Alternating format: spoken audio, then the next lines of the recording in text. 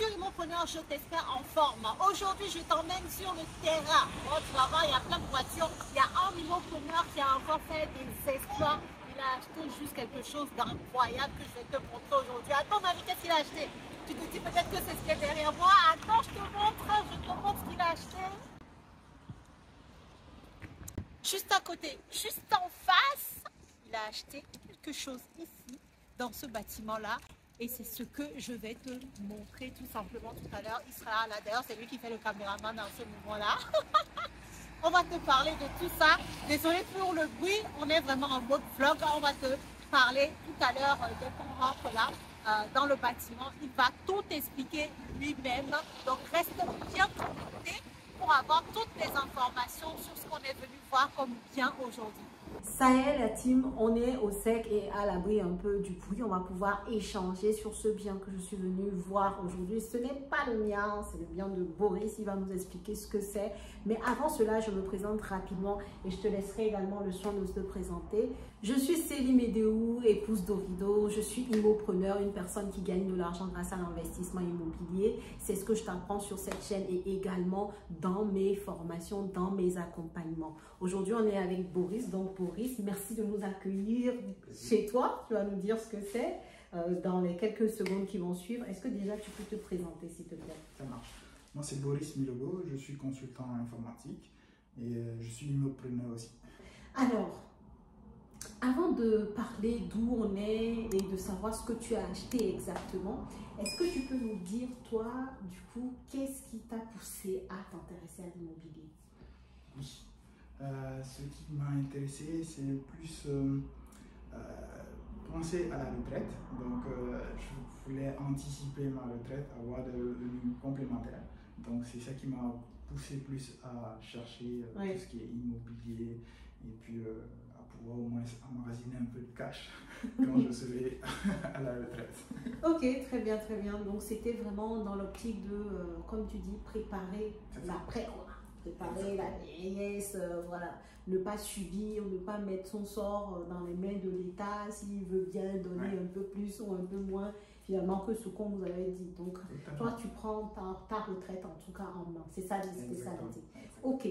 Donc, du coup, qu'est-ce que tu as acheté du coup là? On est où? Qu'est-ce que tu as acheté? Où? Quand? Dis-nous tout. D'accord. J'ai acheté un immeuble de rapport dans le nord de la France. Et où il y a 11 lots actuellement. Ok, très bien, très bien, très bien. Et tu as fait la signature de l'acte authentique quand? Le 15 novembre, pour être précis, le jour de l'anniversaire de Céline.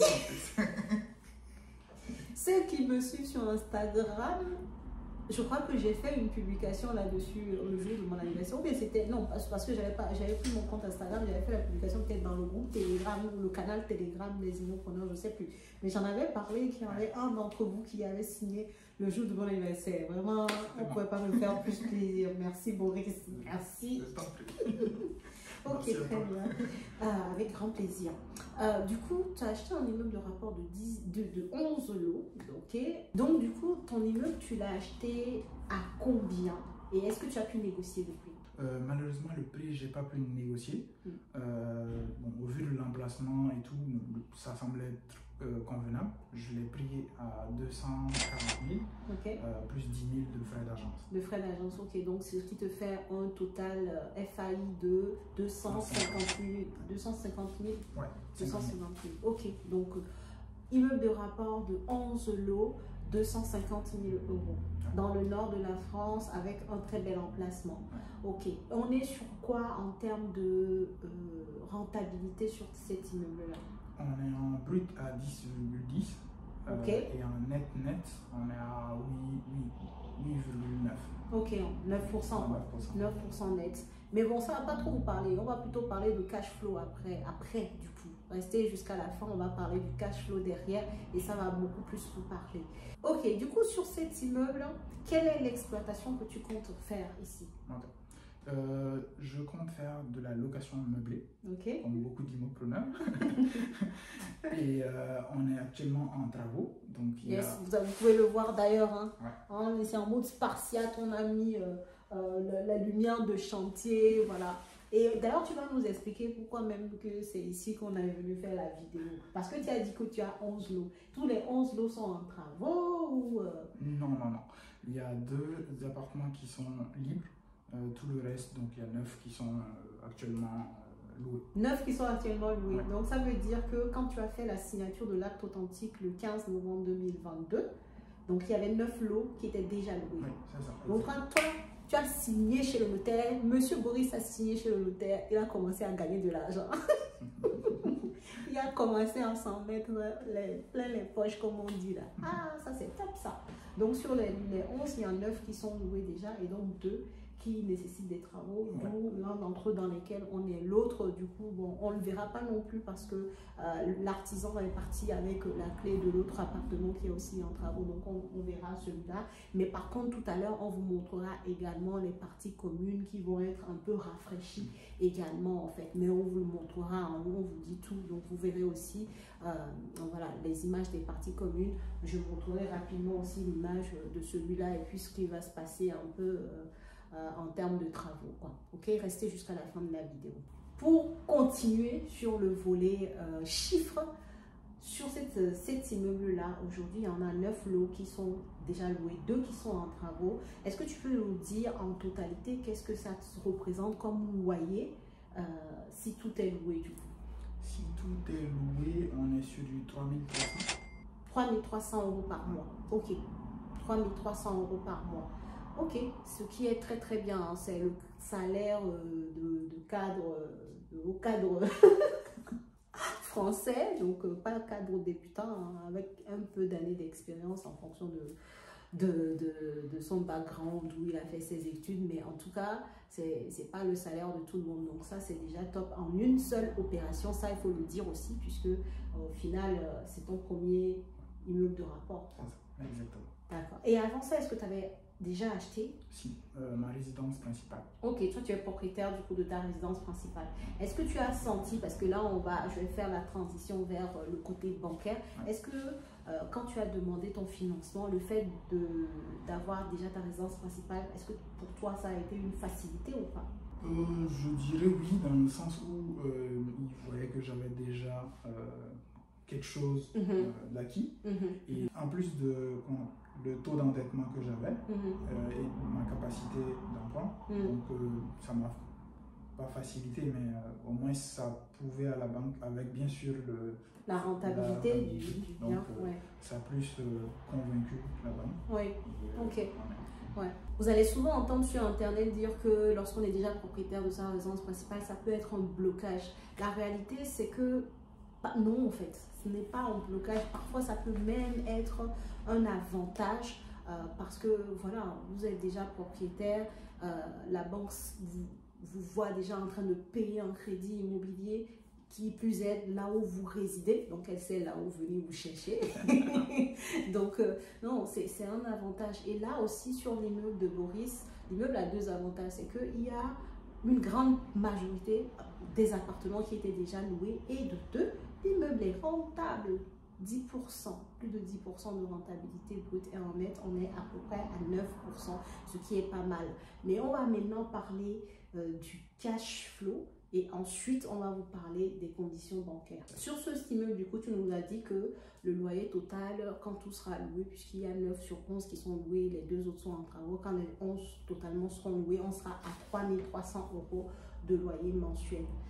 En termes de cash flow, du coup, en termes de cash flow, je suis à 870 de cash flow net. Net, ok. Donc ça veut dire que c'est le cash flow une fois que tu as payé tout. Ouais. On est d'accord, hein, toutes tes charges, y compris également la mensualité de crédit. Ouais. Ok. Donc est-ce qu'aujourd'hui, toi, tu payes déjà ta mensualité de crédit? Non, je paye les intérêts. D'accord, ok. Tu payes les intérêts qui représentent combien à peu près 458. 458 ouais, plus l'assurance, 59. Et qu'est-ce qui fait ça? Qu'est-ce qui fait que tu ne payes pas encore ta mensualité de crédit? Parce que j'ai demandé un différé de 2 ans à la banque. D'accord. Accordé. Ok. Donc, Très bien. Donc Boris a eu 2 ans de différé. Hein. Le différé de remboursement, c'est la période pendant laquelle la banque vous a financé votre opération, mais vous ne commencez pas à rembourser votre capital emprunté en fait. Parce que, et ben, tu nous l'as dit tout à l'heure, tu as des travaux. Hein. C'est ce qui fait ça aussi. Hein. Ça permet, ça facilite le fait de pouvoir avoir ce moment de différé là. Et donc, aujourd'hui, tu as 24 mois de différé. Et si on parle du coup de ton cash flow pendant ce moment de différé, on est plutôt à combien? On est plutôt à 2700. 2700 € de cash flow pendant 24 mois du coup. Est-ce que c'est pas beau ça? 2700 € pendant 24 mois. Non, c'est top, c'est top, c'est top.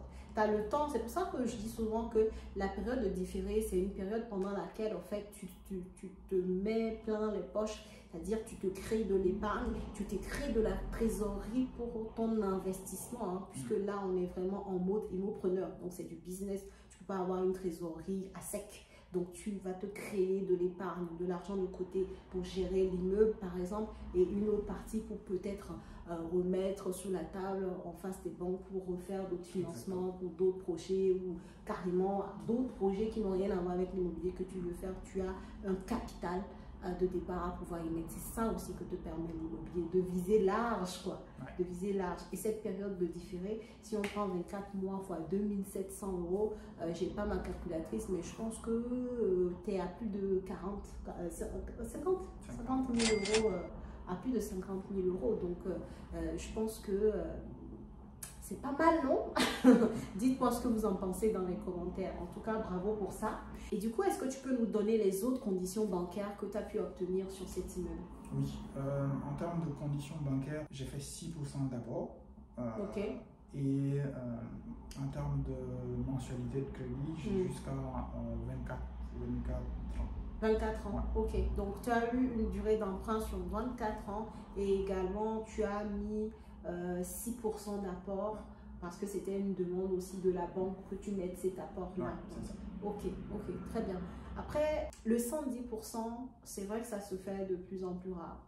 Mais 6% d'apport pour l'immeuble que c'est, et tu vas nous parler du montant des travaux pour que les gens comprennent aussi, je trouve que ça reste quand même assez raisonnable, quoi, clairement.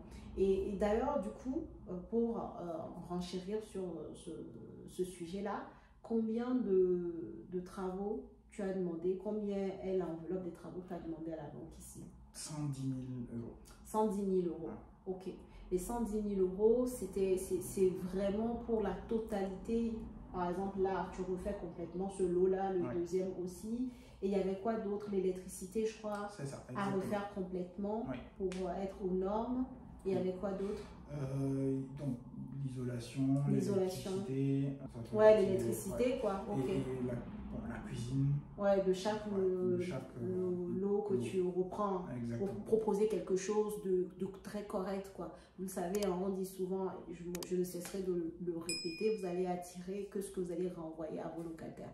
Donc, si l'appartement est refait au bout du jour avec des choses très saines et tout, ça va attirer de très bons profits. Donc, l'idée aussi, c'est vraiment de ne pas hésiter quand vous achetez comme ça, même si c'est déjà loué, n'hésitez pas à proposer, voilà, d'améliorer la condition de vie du locataire. Ça a des intérêts de faire des travaux, hein.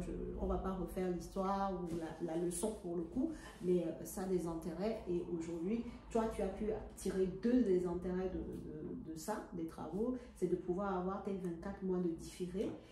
D'accord? Parce qu'il a eu 24 mois de différé, mais les travaux ne durent absolument pas 24 mois. Et en plus, comme on vous l'a dit, quand il a acheté le 15 novembre, il y avait déjà 9 lots qui étaient déjà loués. Mais parce qu'il a des travaux à faire, il a pu avoir 24 mois. Donc, il a eu son différé grâce à ça. Et la deuxième chose qui n'est absolument pas négligeable, c'est la fiscalité. Parce que, comme on vous l'a dit, quand on vous dit cash flow, c'est une fois qu'on a tout payé. Et aujourd'hui, le cash flow dont il vous a parlé, les 2700 € par mois, bah, il a aussi ce montant de cash flow parce qu'il va payer 0 € d'impôt sur ses loyers. On est d'accord? 0 € d'impôt sur ses loyers parce que 110 000 € de travaux, il faut le temps de les amortir pour le coup. Et c'est pas, voilà, avant 4 ans à peu près, avant de commencer à se dire que, ah bah tiens, il m'a payé des impôts. Donc voilà, en fait, on vous partage un peu les pépites là pour que vous compreniez, mais c'est tout ça qui fait de l'investissement immobilier rentable, en fait. C'est pas chercher un bien à part, non, c'est tout ensemble. Tous ces petits détails là qui feront que vous allez faire un investissement immobilier rentable, ok? Du coup, est-ce que tu as eu des difficultés pour acheter cet immeuble? Les difficultés au niveau bancaire, oui, pour la partie prêt, parce que j'ai fait beaucoup de demandes. Il y a des demandes qui ont été refusées. Oui. Et puis, bon, bizarrement, ma banque m'a suivi quand même. C'est pas bizarrement, hein, c'est notre banque à nous. Si on a un bon profil, elle va vouloir quand même nous garder, quoi. Donc au final, c'est ta banque. Ouais, au final, c'est ma banque qui m'a suivi dans le projet. Les autres, c'était plus le taux d'usure qui a posé problème. Mais sinon. Oui. Ouais, donc en fait, difficulté au niveau du financement bancaire. Bon, je pense que ça ne surprendra pas grand monde sur cette chaîne. Vous le savez, en 2022, c'était une année où il y a beaucoup de crédits qui ont été refusés. Et pourtant, moi, en tout cas, je rends grâce à Dieu. Bon, à moi-même, je suis très fière de ça aussi. C'est que dans ma team, il y a très peu de personnes qui n'ont quand même pas finalement eu leur crédit, quoi. Donc, ça veut dire que notre méthode de faire est bonne. Le fait, tout ce que je vous partage et un peu plus que je donne aux personnes comme Boris que j'accompagne, bah, ça fonctionne quand même, quoi. Ça fonctionne. Et ça fait... Merci. Et ça fait vraiment plaisir. Et en tout cas, 2023, j'accompagne encore d'autres personnes. Donc, si ça t'intéresse, je t'invite tout de suite à regarder dans la barre de description. Tu vas trouver un formulaire, le lien vers un formulaire à renseigner. Ça va te prendre 2 minutes à renseigner. Par contre, il faut absolument, pour que moi, je puisse t'accompagner, que tu aies une situation professionnelle stable. Ça, c'est non discutable. Que tu aies un minimum d'épargne également. Voilà. Si tu as ces 2 conditions-là et que tu veux réaliser ton projet immobilier rentable en cette année 2023, va tout de suite cliquer sur le lien dans la description de cette vidéo et renseigner le formulaire pour que une personne de mon équipe ou moi-même puissions t'appeler pour échanger sur ton profil et ton projet immobilier. Okay? Donc, en termes de difficultés, en tout cas, ça a été vraiment pour toi ça, quoi, le fait de pouvoir trouver le financement. Ok, très bien. Et aujourd'hui, est-ce que tu aurais un conseil à donner vraiment à une personne qui comme toi, voudrait démarrer, voilà. On va dire, si tu devais donner un conseil au toi de il y a un an, avant qu'on travaille ensemble sur ton projet, qu'est-ce que tu dirais? Je dirais, de se former. Parce que c'est essentiel, parce que je ne suis pas du domaine de l'immobilier, mais j'ai au moins beaucoup appris avec Célie. Et autre chose, c'est que quand on est sur le terrain, il faut beaucoup observer. Et certes, vous allez venir avec un artisan pour inspecter, mais n'hésitez pas à faire venir d'autres artisans pour avoir des devis différents. Et puis, soyez très pointueux sur l'aspect sanitaire, humidité et autres, parce que derrière, ça peut causer beaucoup de soucis. On est d'accord. Ok. Donc, de ton expérience, il faut se former parce que, voilà, c'est important, quoi. Sinon, c'est compliqué de faire bien. Si on ne sait pas trop où on va, c'est comme si on naviguait un peu à l'aveugle. C'est compliqué d'y arriver. Et 2, tu as dit... tout ce qui est vérification à faire. Ouais, ok. Venir avec plusieurs artisans pour faire des devis comparatifs et être très pointu, en tout cas sur le terrain, et regarder lors des visites, faire attention à des points très précis. Donc, parce que sinon, après, ça va nécessiter encore d'autres types de travaux ou d'autres problématiques. Ok, très bien. Bah, merci beaucoup à toi pour toutes ces informations-là. J'espère que vous avez noté parce que tout ce qu'il a dit là, ce sont des choses très factuelles et c'est bien parce que bon, voilà, c'est pas moi qui le dis, hein. C'est quelqu'un qui, il y a un an, n'était pas dans l'immobilier, elle avait juste acheté sa résidence principale déjà, qui vous le dit, qui a commencé, on a commencé l'accompagnement, je crois que c'était au mois d'avril. Ouais, c'est ça. Voilà, c'était au mois d'avril 2022. Donc aujourd'hui, il vous donne ce genre de conseils très percutants et pertinents. J'espère que vous avez noté.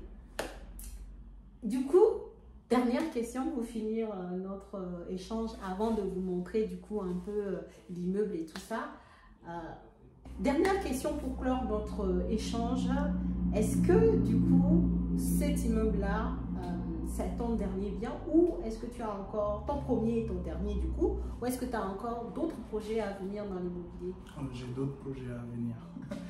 Donc, tu n'es pas dégoûté, tu es dedans encore. Tu es pris aussi par le virus.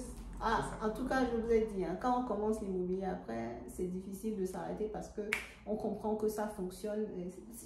Le premier pas, c'est toujours celui qui est le plus dur. Mais une fois qu'on on est dedans, même s'il y a des difficultés, comme il vous a dit, il a galéré pour trouver son financement, pour la recherche de biens, ça c'est pas non plus fait en un claquement de doigts. Ça c'est, voilà, ce sont des difficultés standards dans l'immobilier. Ça n'empêche aucunement que tout le reste fonctionne et qu'à la fin on ait envie de continuer parce qu'on a compris le mécanisme. Donc, plus qu'à te souhaiter de très très bons cash flow. Merci de nous avoir reçus chez toi dans ton immeuble. Nous maintenant on va faire le tour un peu, on va vous montrer ce lot-là, l'extérieur. Et puis moi je vous dis à la prochaine vidéo, n'hésitez pas à nous mettre des commentaires, si vous avez des questions, n'hésitez pas à les mettre également. Partagez la vidéo parce que ça peut toujours intéresser d'autres personnes. Abonnez-vous à la chaîne si vous êtes nouveau ou nouvelle ici et que vous passez, vous regardez cette vidéo pour la première fois. Et moi je vous dis à la prochaine vidéo.